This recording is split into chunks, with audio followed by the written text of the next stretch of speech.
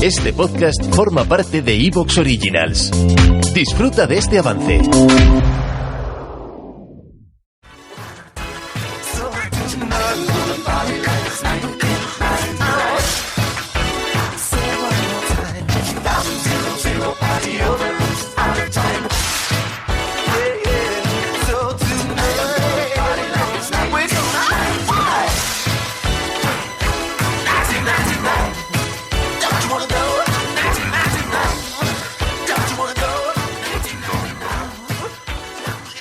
En este pequeño descanso a Gonzaga le ha dado tiempo a sintonizar Radio María y a rezar unos cuantos Padre Nuestros. O sea, que se ha comportado, no sé, un niño muy, muy bueno. Y nada, y acabo de hacerle una foto a mi osito de peluche, Guillermo, ahora te la mando. Bien.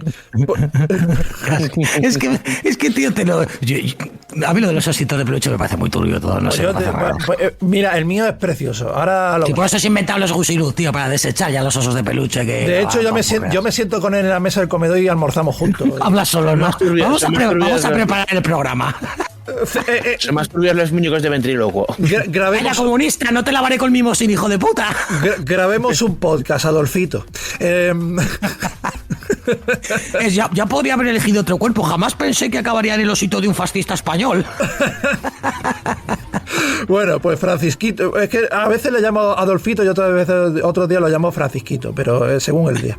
El caso es que vamos a hablar de el siguiente, el noveno, y vamos a hablar de videojuegos, también considerados una amenaza mundial, los videojuegos. También han sido objeto de controversia y críticas a lo largo de su historia, especialmente durante sus primeras décadas de existencia. Y en sus primeros días fueron considerados como una amenaza tanto a nivel social como cultural.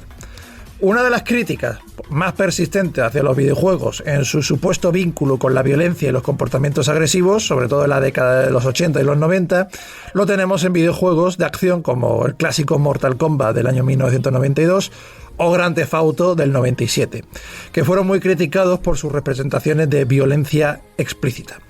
La proliferación de videojuegos violentos generó preocupaciones sobre el impacto negativo en los niños y en los adolescentes.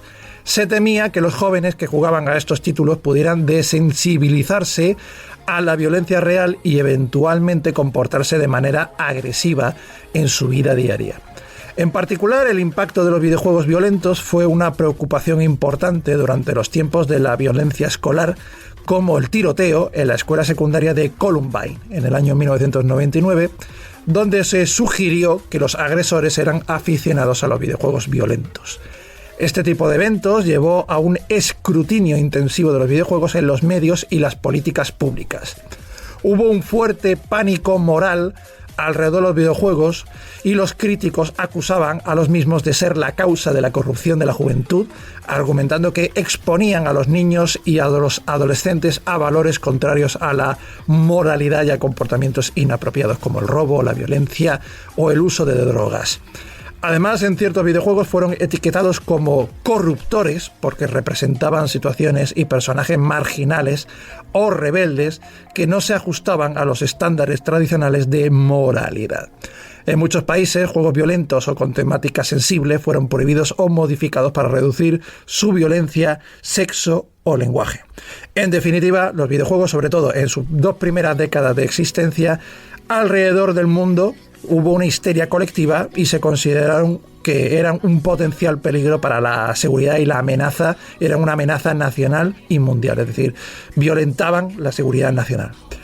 Ángel, ¿tú qué opinas? ¿Los videojuegos son más peligrosos que una bomba atómica? ¿O? Un mono con 2 cuchillos. Es que es lo de siempre al final. Creo que cualquier cosa que llega nueva y que afecta al público más infante, pues lleva a la gente las manos en la cabeza. Siempre lo recordamos y creo que lo hemos comentado varias veces en este programa. Aún recuerdo las noticias de Antena 3 con Matías Prats diciendo que Metal Gear pues daban diazepam y era un juego pues que ofrecía drogas y al final no miraban todo el resto de la trama, ¿no? Y era un poco como esto. Sí que también hubo un gran revuelo con el caso del Final Fantasy, el loco Paco este que mató a sus padres y a su hermana. De la katana. Y después pues en Estados Unidos niños sí que están un poco locos y sí que se ven persecuciones a los GTA, pero no creo yo que sea por el juego. Aquí lo que tenemos que tener en cuenta al final es cuántos millones de personas han jugado los Final Fantasy y cuántos de ellos han matado a sus padres con una katana. Es que el modo operandi de quien sea daba igual el producto que consumiera. Estaba enajenado mentalmente, iba a cometer una locura con cualquier tema que fuese a gustarle o no. Quiero decir, a lo mejor no tiene nada que ver Final Fantasy, simplemente los medios lo achacaron a eso porque fueron lo único que pudieron vincular para decir, ha pasado esto. Al final la gente busca muchas veces respuesta al por qué ha hecho esto, pues porque juega videojuegos, ¿no? Y eso es demonizar. Yo creo que al revés, ¿no? Es más, cuando terminas de jugar un juego violento, yo creo que tu cuerpo está como que saciado y cansado a la vez de decir, bueno, te echas una partida frenética al Doom. A mí, por ejemplo, me pasa que termino, como digo, cansado. El último que se me Totalmente, tío, totalmente. Sí, pero claro, claro, con el Doom, sobre todo, no es coña.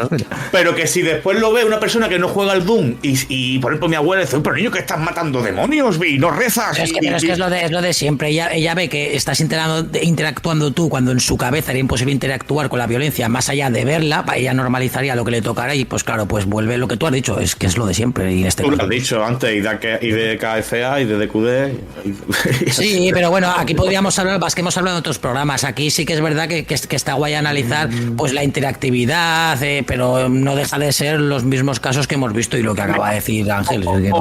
Pasa un poco igual, que creo que sí que hay cierta relevancia en el tema, pero pasa con el tema de redes sociales, ¿no? Que si TikTok, que si Instagram, que si a los niños, que si... y al final yo creo que pasarán 20 años y lo volveremos a analizar, o la gente que lo ha consumido lo analizará como nos analizamos nosotros el tema de los videojuegos. O sea, coño, pues aquí estamos, no nos ha pasado pero nada. ¿sabes lo malo que tiene esa teoría? Yo pienso como tú, pero es verdad que llegará un momento en el que alguna de estas sí que haga algo que nos lleve a lo mejor a algún problema. O sea, no es totalmente descartable. Sí, estoy de acuerdo, pero igual que los videojuegos pueden ser adictivos y te puedes encerrar en tu cuarto, pero tú tienes lo de las redes sociales quizás es un poco más peligroso, pero claro, aquí entra el problema mental de no sé hasta qué punto. Mira, lo hablaba el otro. Pero hay que reconocer, Guillermo, que hay videojuegos que son adictivos y hay gente que es propensa a las adicciones. Pero si hemos visto que esto pasa siempre, ¿es porque realmente lo hemos analizado de una manera correcta o es porque nos está pasando lo mismo que pasó en generaciones pasadas? Yo estoy ahora mismo en ese punto. Creo verlo bien, pero no sé hasta qué punto estoy influenciado por la edad, porque pero no crees yo no me he criado hay mucho más contexto histórico en una persona que simplemente analizarla por lo que consume. Quiero decir, tendrá que tener mucho más repercusión su unidad familiar. Sí, pero las redes sociales es lo que en la vida. Pero tú dije, mira, las redes sociales están siendo cubiertas para cubrir la soledad, están para noticias, para no sé. Un entretenimiento al final, yo lo veo como entretenimiento. El problema es que los videojuegos, mira, muchos están enfocados al estímulo puro y duro, ¿no? Y sobre todo vayámonos a los juegos de móviles. Pero un momento, es que tú has dicho que para ti las redes sociales es un entretenimiento. Para mí también, por lo que te estaba diciendo, porque tú has nacido sin ellas, etcétera, etcétera. Pero los chavales que ya están bombardeadas con ellas, no sé hasta qué punto será positivo. Pero puede que eso mismo pesara lo de los videojuegos, porque por ellos eso te digo que no sé si es real o no. No, pero que habrá gente que sí le afecte y otra que no. El problema está en la enajenación mental del Final Fantasy, me explico. A ese señor, por mucho que jugase a videojuegos, estaba loco, perdido. Pero es normal que alguien así se refugie en un videojuego. Pero yo lo que sí que tengo que reconocer que hay muchos juegos que están enfocados a que no salgas de él. Y están constantemente dando estímulos, tanto sonoros como visuales, para que no salgas del juego. Entonces tú tienes que tener muy controlado a ciertas edades a qué juega tu niño y sobre todo con quién juega. Porque no es lo mismo que juega con sus compañeros de clase que juega con desconocidos. Y después en los juegos de móvil han hecho mucho daño y son juegos que están constantemente simplemente el sonido. Con niños raros. No, pero mira, por ejemplo, el Candy Crush es horrible la cantidad de estímulos tanto sonoros como visuales. Taste, delicious, no sé qué, plin, plin, plin, plin, plin. Y cuando pasa la pantalla se te sube una barrita, uy, me he pasado de nivel. Y te da como, exacto, te da unos estímulos que tú, siendo incluso adulto, te terminas enganchando. Pues ahí es donde sí que tenemos que reconocer, oye, no todos los videojuegos cuentan historias, no todos los videojuegos son recreativos, sino que hay juegos que lo que buscan es explotarte la cartera. Y entonces sí que se podría analizar. Lo malo es que cuando esto empezó fue con videojuegos que realmente creo que no estaban tan estudiados para esa adicción que se busca hoy día.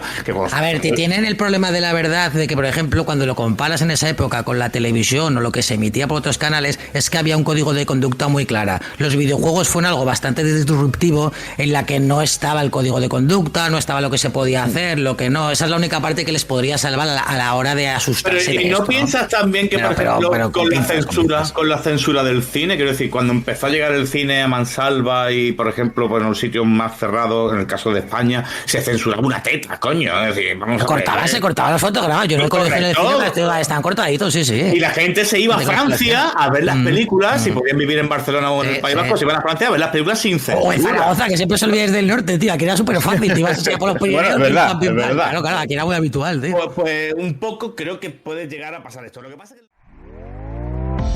¿Te está gustando lo que escuchas?